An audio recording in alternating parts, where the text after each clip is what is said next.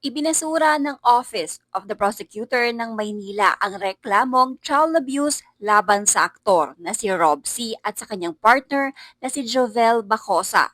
Ito ang ibinahagi mismo ni Rob sa kanyang Facebook post nitong Miyerkules, May 27, matapos niyang ilabas ang bahagi ng fan-page resolution na may petsang May 12.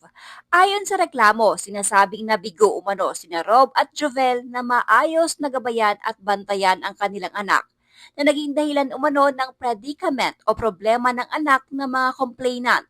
Pero sa naging pagsusuri ng piskalya, sinabi nitong walang sapat na ebidensya upang suportahan ang aligasyon laban sa dalawa. Sa mismong resolusyon, sinabi ng prosecutor na tila nakabase lamang sa speculation o haka-haka ang argumento ng complainants. Dagdag pa rito, binigyang diin ng piskal na allegation is not itself evidence na nangangahulugang hindi sapat ang simpleng alegasyon upang makabuo ng kaso. Dahil dito, ibinasura ng Office of the Prosecutor ang reklamong paglabag umano sa Republic Act 7610 o mas kilala bilang Special Protection of Children Against Abuse, Exploitation, and Discrimination Act. Ayon pa sa resolusyon, walang naipakitang prima facie evidence with reasonable certainty of conviction laban kina Rob C. at Jovel Bacosa. Ipinunto rin sa dokumento na ang pagbuo ng prima facie evidence ay dapat na ayon sa 2024 DOJ-NPS Rules on Preliminary Investigations and Inquest Proceedings. Nakasaad sa naturang patakaran na kailangang may sapat na testimonial documentary at real evidence upang mapatunayan ang bawat elemento ng isang krimen. At kung hindi umano ito sapat upang humantong sa posibleng conviction beyond reasonable doubt, walang basehan upang ituloy ang kaso laban sa mga respondents. Sa ngayon, wala pang opisyal na pahayag ang kampo ng mga complainants kaugnay sa naging desisyon ng piskalya. Samantala, narito naman ang bahagi na naging mensahe ni Robsy sa kanyang social media.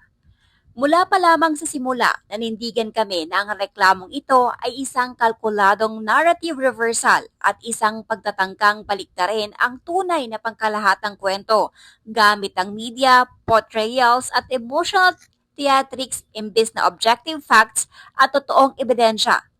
Sa kabila ng online hostility, cyberbullying at maagang paghusga ng ilan na aming tiniis sa buong ordeal na ito, pinili naming huwag sumabay sa pampublikong drama.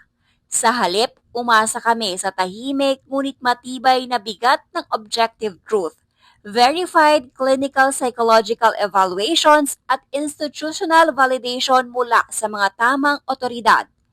Lubos ang aming pasasalamat sa Office of the City Prosecutor ng Maynila para sa patas, masusi at objective nilang pag-evaluate sa mga ebidensya. Nagpapasalamat din kami sa aming mga pamilya, mga co-parents at sa mga testigo na lakas loob na humarap ng kusang loob sa Manila Prosecutor's Office para tahasang isalaysay at ipaliwanag ang kanilang mga nasaksihan. Bagamat nauunawaan namin sa paliwanag ng aming abogado na maaari pa itong iapela o humaba pa sa legal na proseso, ang dismissal o pagbabasura na ito ay isang mahalaga at kinakailangang vindication para sa aming pamilya, lalo na sa aming mga anak. Moving forward, ang ultimate goal namin ay tuluyang ma-fireproof ang aming anak mula sa epekto ng masakit na kabanataang ito. Ang absolute priority namin ay protektahan ang kanyang kapayapaan, emotional security at overall well-being at siguraduhin lalaki siyang ligtas, matatag at protektado ng katotohanan.